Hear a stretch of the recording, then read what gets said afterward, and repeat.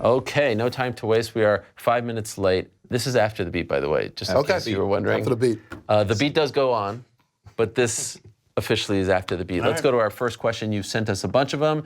Here we go. Question number one. What do we got? What do we got? Okay, guys.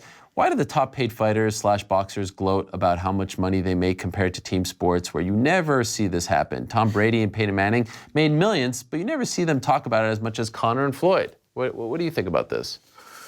Prize. Well, first of all, it's prize fighting, right? Yeah. So it's prize fighting, so your value is basically, you're one person, you're your own entity, and prize fighting being your brand. So I think that, you know, it only glorifies you for those numbers to be out there. If you're making $100 million, obviously you want people to know that because that's kind of the point, you know? That's kind of tells everybody what they need to know about where you're at. Whereas the other guys also, like when you think about it, you know, it's a business, but it's a team, right? Like you're dealing in teams. Yeah, I agree. So these guys are not going to, you know, you have a guy who's making, It's awkward. yes, $230,000 sitting in your stall next to you. You're not going to be like, hey man, I'm making $10 million this year. You know what I mean? So I feel like that's the big difference. I think I agree. The team part of it is different. There's certainly pride. The Brady and Manning thing, you know, was part of that question. There certainly would be pride for, say, Peyton Manning during both of the prime of their careers, being able to talk about how much money he's making as opposed to what Tom's making, because, you know, that makes me the number one guy and you the number two guy.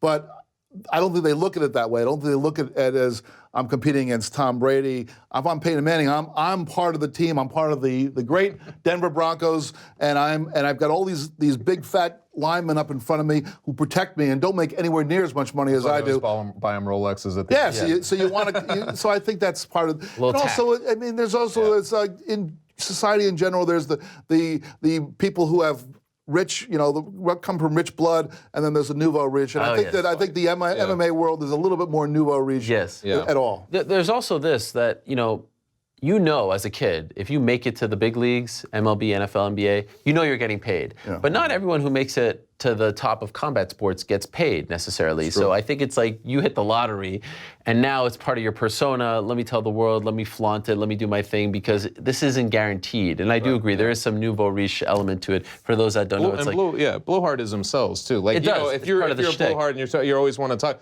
it just keeps increasing Ric your own. Flair did it very well, right? So yeah, I think those are things that you have to consider. Okay, let's move along to our next question. What else do we have here? Okay, guys, there's talk of Anthony Joshua getting a contract in the UFC, and I seen an interview where he said he'd be interested. What are your thoughts? Is it possible? Would it be good? So let's correct this, because even right there, you see, we love our friends at Twitter, but even this headline that they use in the Twitter moment, and it was first reported by our friend Gareth A. Davies of the Daily Telegraph.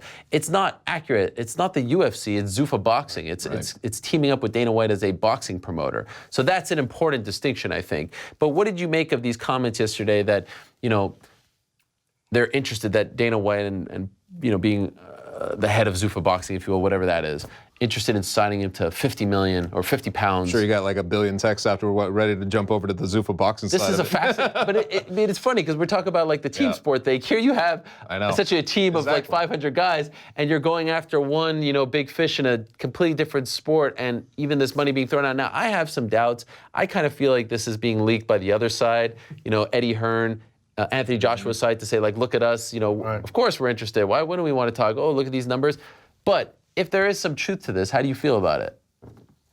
It's nice to know that Zuffa Boxing is not just a T-shirt. That there's actual, you know. This feels like a thing. This definitely feels like a thing. I mean, I even saw a picture of Dana White at a gym with Mikey Garcia. Like, when's the last time you saw him with his arm around a fighter at AK or Jackson's or ATT? I mean, it seems like he's out there recruiting. Boxing has been something that he's been into for forever. Yeah. And that's where he got his start. He was. And now he's made his millions, his billions in MMA. But I'm sure boxing is something that is close to his heart. And it's one more challenge. I mean, I think on this show we've talked about how sometimes Dana seems to be going through the motions with the UFC promotions, and this would be sort of like, you know, reinvigorating him. He seems so like. It sounds weird because since he's cashed in, I feel like we've seen a different Dana White, but he seems so happy and involved in this whole boxing venture. Like, he's going around with him. It just seemed like he was doing something that excited him again. Yeah. So, I mean, to me, it just tells me that that's something he wants to do now that he can. But at the same time, I don't know. It's one of those things that, but suppose you go after Joshua, right? If you're going to go after somebody right away, those figures to me, though, I don't know. I mean, to me, that's gonna cause a lot of dissension That's what I within mean. the UFC ranks, right? If you're throwing around that if kind that of was money. accurate. And also, I think that, that kind of money, what's to stop anybody, for any of the guys who think they can box, to be like, we don't want to fight in the UFC anymore. We want to be over in the Zuffa boxing side. And I feel like that's where that's going to be, I didn't even think of that. That's what I don't want. I mean, that's what I'm worried about, is all of a sudden there's more money over here, and then you're going to have guys yes, what a nightmare that's going to be. Oh gosh, everyone's going to say, put me in the, we'll have every fighter under the sun thinking that there's more riches there. I will say this though, the one of the biggest takeaways that I had from the whole Mayweather-McGregor circus was that boxing does not promote itself the way the UFC does. So the UFC is so much better at putting on events in terms of just the way they present their athletes. And you believe that? I do. I think I'm shocked by this statement. UFC is. What do you mean? I think they're just way better at presenting their athletes than boxing is. They're better at making them all look the same by wearing the same thing? What is this comment? This is the craziest thing you've ever said. That's not really, well, that's certainly, I'm talking about the way that they run their promotional events. Well, they kind of have it down to like a well-oiled machine, but isn't that part of, the stuff we don't like, that it all kind of feels and looks the same too? I just think that they get their... They get it right? I think they get it right. I mean, I feel like that boxing could use that kind of promotional engine. Wow, I'm blown away by this. Really? You don't agree with me? No, obviously. I don't. I think that it's become too cookie cutter. It's become too similar. Really? And nothing sticks out anymore. This is a problem. So you think that boxing, the posters, though. But the posters are phenomenal. Well, you think the boxing... I mean, look at this fight right here. Joshua's going to, I think it's Wales, Cardiff, and it's like there's going to be like 80,000 people there for like one fight, essentially. Can the UFC pull that off? Maybe with Anthony Joshua, they will. Well, yeah. Well, Zuffa boxing. How telling would this be? So I'm told that it's not a guarantee that Dana will be going to this fight. There was a report that he might be going or that he was going. I'm told that's not quite set in stone. But could you imagine if Dana actually attends this fight? Did not attend the London card last week, but is going, like, if that's not an indication of where his heart lies these days, like, he doesn't have a deal with Joshua, but just to go out there and be seen and did not go, to stay cage side, I mean, it's a different era, man. What more needs to be said? I would love to see Dana go to boxing because this is something he's always wanted to do. I believe he needs that challenge. I believe he has a passion for boxing, more so than MMA these days, and I want to see it. I'd love to see maybe someone with that similar passion in MMA leading the way, or the UFC in particular, but I think this would be very good for him. Then we can get Bob Arum. Wouldn't that be great? Oh, man. Don King? Don King. Oh. All right, well, we'll see what happens. But again, it's not for Joshua to fight in the UFC. Let's just, I got a lot of questions about that. Not yet. Not yet, at least. Okay, what else do we have? If you could add any character to EA UFC 3, who would it be? Mine would be Popeye. So this question coming off last week's news, it actually happened right after our show, or maybe in the midst of our show, where Dana White was revealed to be a playable character, and everyone just lost their minds. I personally thought it was a brilliant move on EA's part because everyone was talking about it. It was just like this nothing throwaway idea that became like a massive story. So anyway, feel free to weigh in on that, but do you have a character that you'd like to suggest? I thought Popeye was a really brilliant one. You do. So since that's already taken, I guess I'll go with Joe Biden. You stole an upcoming question, by the way. That is, but yes, Joe Biden is your guy. Why Joe Biden? Please tell the people. Because he's pugnacious and he's got some spunk. He's ready for a knockout in his next bout. Okay, Chuck.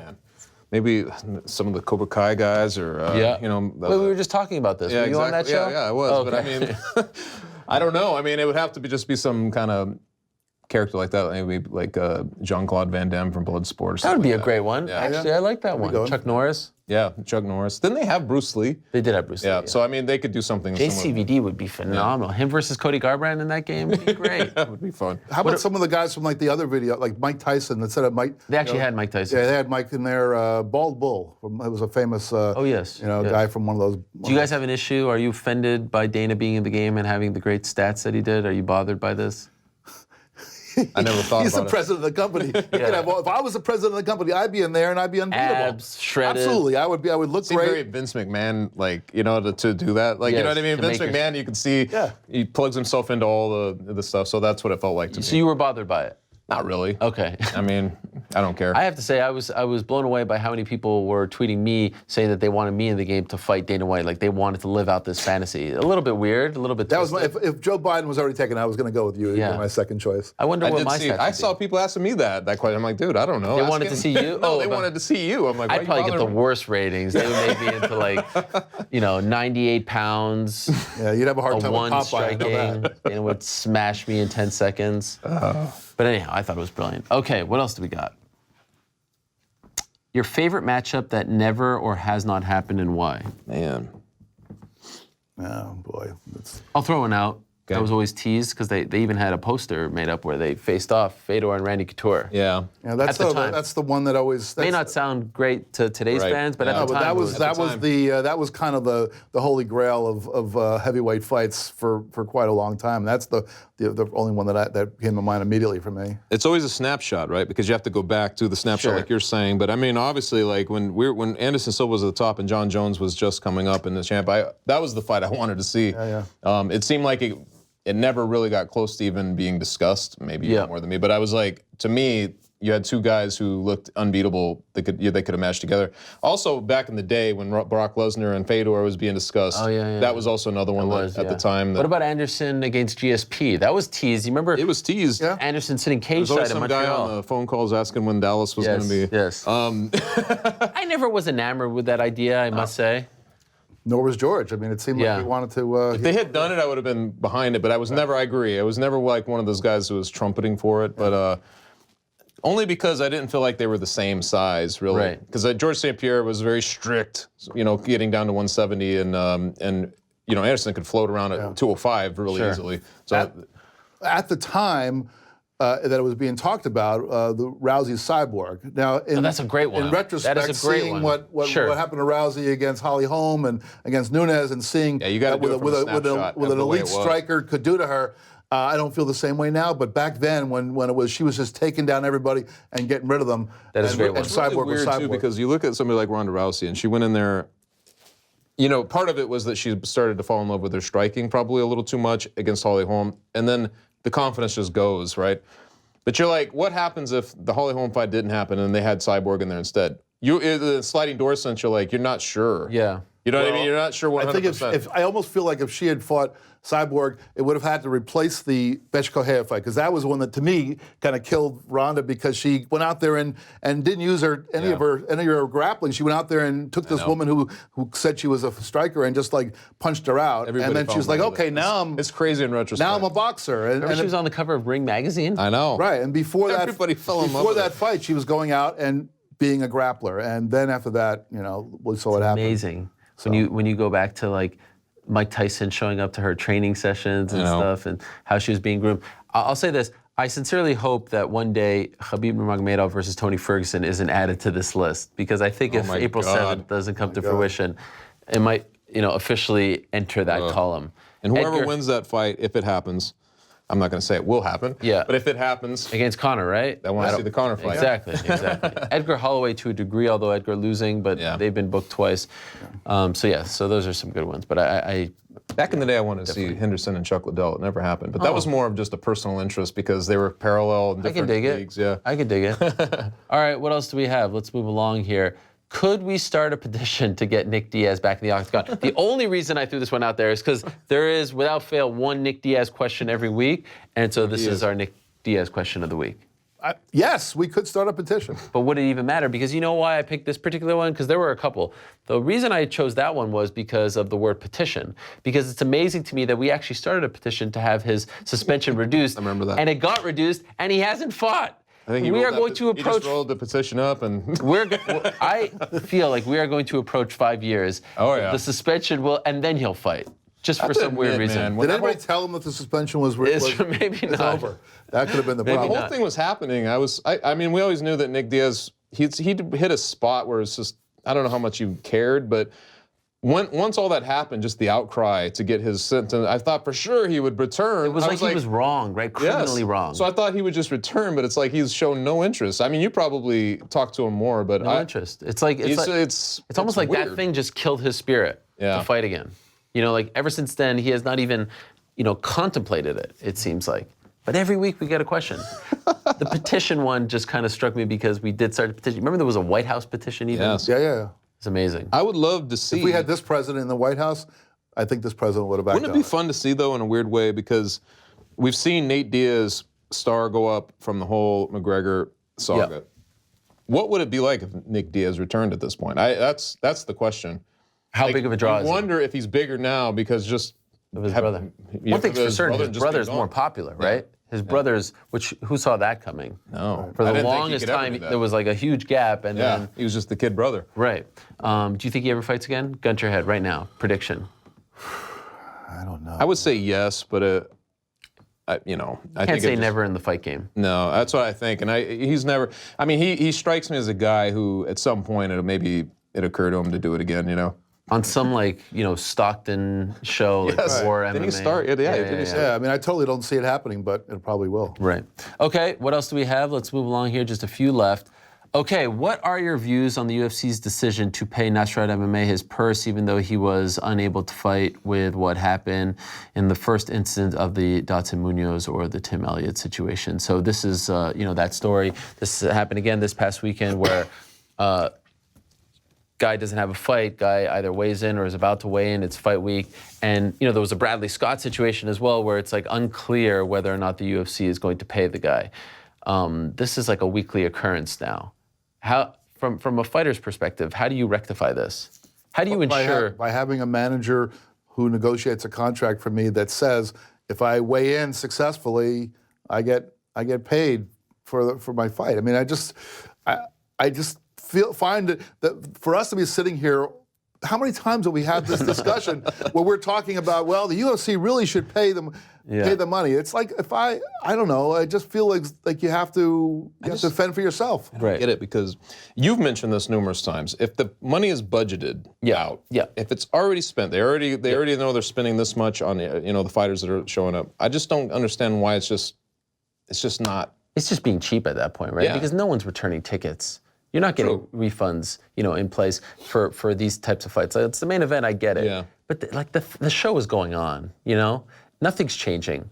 It just seems petty. Can I just bring up one gripe that I have? I hate when people say or if they criticize Reebok or if they say the Reebok pay. This has nothing to do with Reebok. Reebok writes the UFC a check every year for their deal. Right. And it's up to the UFC. They could slice that pie in a million different ways. Reebok is not the one saying, Bradley Scott or Tim Elliott, we're not paying you. So stop blaming Reebok for this. I know. Now, we could blame Reebok for engaging in this deal to begin with, but this is not their decision. This is absolutely not their decision. I actually, just meeting some of the people at Reebok, I kind of feel like they would actually pay just to make this thing go away. You know what I mean? They're really they have to be questioning their own sanity for getting involved in this. Stop blaming Reebok for these decisions. This is 100% the UFC's call, good or bad. When they pay or when they don't pay. It's the UFC's call.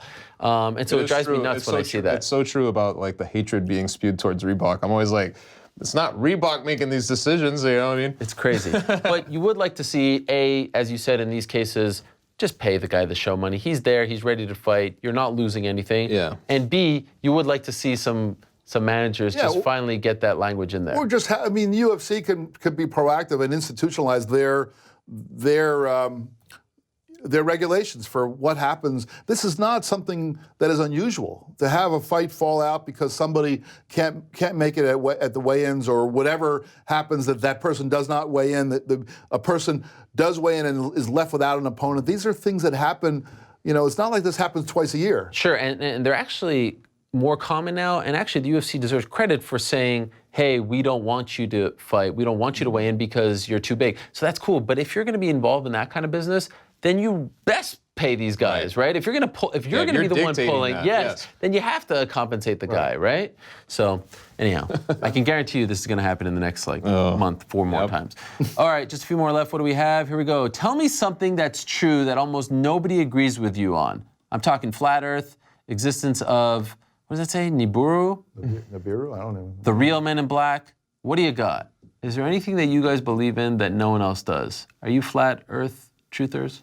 Not flat Earth. No flat Earth from me. What do you think? Anything? That's a tough one. Most of the things I believe are so right, are so correct that nobody would question them. Aliens? You believe in aliens? Well, yeah, of course. What? Of course. Why, of course? Well, because go outside and look up tonight, and you'll see like Things flying around. infinity. You'll see stuff out there. To think that the only sentient beings in this entire universe happen to be where we live is a little bit pompous, I think. Yeah, self-centered. Okay. You believe in aliens? Only in that sense. Okay. I don't really have anything that I believe in. I mean, I don't think I do maybe either. God. Some people don't believe in God, right? I don't know if that qualifies for this. There's enough to say that's something that almost nobody believes that's in. true. It's hard to find that thing. Yeah, it is hard. Yeah. It's hard to find because there's a lot of difference of opinions. Right. Okay. Santa? Yeah, that was, Santa. Yeah. Easter Bunny. All right. Well, that one was a big swing and a that's miss. a good This is question. the wrong thing. I thought maybe we get some paranoia out of this guy, but there's I thought, yeah. I Okay, think this one might be better. What is on your ideal sandwich? Oh, man. You can make the ideal sandwich. It's lunchtime right now. What are you making? man. Can I tell you, lately I'm really into the Reuben. Yeah, I noticed. I know. Last time I had lunch with you, I had a Reuben, and I enjoy the is Reuben. Probably one of my. It is definitely my top 3 in terms of It's sandwiches. just so good. I mean, if it's a good Reuben, yeah, it's good. Reuben's good. I like getting some hummus spread. And Oh, stop it. Stop it. You're disqualified. Cut his mic. Are you serious? No, Okay. I have had that before, but no, that's not. You've actually spread the hummus? Yeah. Yeah, on like a wrap though, not like bread, like on a wrap. That's not a sandwich. That's even worse. Yeah. Hummus on a wrap? Yeah, Get out of here. Delicious. No, the Reuben is great because the corned beef doesn't even need to be a Reuben. So it is a great sandwich just on its own. So then you've and usually when you put extra stuff on something that's good, it ends up ruining it. But a Reuben actually makes it a whole different thing. But I got to say, when I came home the other day from being away for a few days, my mother-in-law who was visiting had brought a corned beef that she does periodically for me. It's She did herself? It's yes, because I made that. One time, her best friend at some event made this corned beef, and I raved about how good it was. And this kind of like lit a fire under my mother-in-law to make better ones. And I always tell her, well, it's pretty good. It's not quite as good as your friend's. Oh. And just to sort of like, and so she's been for years, bringing corned beefs to me. And the last one was like, I finally had to admit, Wow. You better clip this up and send it to her. Alice, your corned beef is pretty amazing. Wow. And I wouldn't. It's so good that I wouldn't not even make a Reuben out of it because I don't want anything on it. It's so damn good. So that would be a good one. Have you ever had smoked meat before? Yeah, Montreal? up in Montreal, sure. Yeah. Awesome You've stuff. ever had smoked meat? Yeah. That's a good one too. Yeah. That's what I was going to say. Like, I don't know if it'd be specific ingredients, but there's specific sandwich places and things like that that you know something on their menu. Sure. It's more like that. But I don't think I have anything like if you're just talking about a general sandwich that those are that good. would stand out. Can I tell you what my tradition is when I travel, especially in the morning? I must get a bagel with egg, turkey, and cheese. That's one of my Turkey? Yeah, turkey. I like turkey and egg together. See that? Turkey, really? Like not turkey sausage, but like actually No, like just just turkey? like turkey. Yeah. Wow, I mean, I could go with the sausage if it's available. Not pork. I don't have. But it's I don't not like eat pork. it's not a breakfast. It's a breakfast thing. I like it on a bagel, sesame bagel. It'd be nice. I do like breakfast sandwiches, I would say. Breakfast sandwiches are phenomenal, especially when it's cooked the right way. What is it? The Hot Mama. Hot Mama. The Hot Mama? Red Hot Mama. What is that? Red Hot Mama at the train station we go to, there's a little cafe there. Okay. What do you get? It's just, what is it? It's like egg with some kind of like egg, meat sauce, and hot like sauce. Wow. hot sauce, It's very cheese, awesome. Good stuff. Onions. What grilled kind of onions. bread? They put it on either a roll, which I've had it on, or they put it in a wrap. It just depends on what you want it. And The I've had healthy it both Mama ways. comes in the wrap. Yeah. Okay. But they do rolls too if you ask for it. Also, nothing better than lox and cream cheese. That is lots awesome. of Yeah. Yeah. Just depends on your mood, I guess. Yeah. Love it. Tuna melt. Do you like tuna melt? Tongue? Tongue? No. take- You like tongue? No. Really? I like that Okay. tuna melt. I used to work at a Jewish deli though, and they, Really? they had the tongue, and there was a lot of people who. What did you do? I was a waiter back a long time ago Where? in Los Angeles. Solly's, Solly's matzo ball soup, everything? matzo ball, kreplach, Wow. He even says it right. Rugelach? everything. Wow. Gefilte fish. Interesting. Everything. Did you enjoy it? Yeah, I loved it. You ate the food? Oh man, I ate everything on that. Yeah. Who knew? We learned something new. Okay, I'm we hungry. have one more to go. Trump versus Biden. man. Who you got? Would it break the pay-per-view record? I would Well, I as would pay to see it because I'd like to see Biden just. What is happening? What is going on in America? Well, what's Jeff? going on is Vince McMahon and Dana White are like both like dialing the phone as quickly as they can to get that thing going. What is happening, Jeff? Yeah, well, this is. Does this surprise you? This kind of surprises me. I do want to say that if anybody who is not aware of why we're talking about this, Joe Biden made a comment that if this were high school, yes, and someone acted the way Donald Trump has acted, it's a bit of an inappropriate comment. He would have knocked him down. It was inappropriate, but he was at least setting it up as if this were happening in high school. Yeah. Whereas then Donald Trump kind of like reacted as if this were happening today. You know, like these two 70-something-year-old dottards are going to be like. I actually thought it was hilarious. Yeah, I guess it is. I mean, forget about the fact that he's the president. I thought that the back and forth is hilarious, but I have to say Joe Biden is in the wrong. For what? First, that's an inappropriate comment. That I'm going to beat you up? What are you talking about? Oh, he said if this were happening when we were in high school and someone acted that way. Still, you shouldn't be speaking that way, especially with all the bullying going on in this day and age. Why are you talking that way? You're maybe. So I have to say, it's Trump. I know. Yeah, it's like you actually are correct, except for the fact that over the past, say, year and a half, whatever we thought was inappropriate has no longer. You know what they say, Jeff? Two wrongs don't make a right. It's true, right? I think we've all learned something. I would just say this: the generation that now is in charge of the world is. This presidency and we have proven that we have lost control and we do not deserve to run this country. And I will. Who's going to run it? On the next generation. On Saturday, I'm going to be in my hometown. The high school kids are organizing a huge rally, and kids all around the country, high school kids, are organizing rallies. And I'm going to support that because that's a generation that should be running the country, not the generation that is in charge right now. You're not going to go see BU in the regional hockey tournament? I'm missing my alma mater's NCAA hockey game so I can go and march with my family, which is paining me. You can't do both? Probably not. Wow. Who are they playing? They're playing Cornell. Oh, the Frozen Four? Yes. Well, no, it's not the Frozen Four yet. Leading to it. This is bracket of 16. After they beat Cornell, and then after they beat whoever's next, then they go to the Frozen Four. Okay. Pretty confident. Go BU. And are you picking Biden or Trump in this matchup? I like Biden. You like him? Yeah. He's long. He's rangy. This is kind of like that Colby Covington thing we were talking about earlier, where you're like, well, if you care about it, you just want to see the guy. Maybe you tune in just to see the get beat up. So. Yeah. But is Biden that guy? Can he get it done though? Yeah, I can't comment on who would win because I think it'd be disrespecting the office of the presidency. Stop it. All right. Does it break the pay-per-view record? Oh, man. You remember that show Celebrity Deathmatch on MTV? Oh, yeah. This would be perfect for that.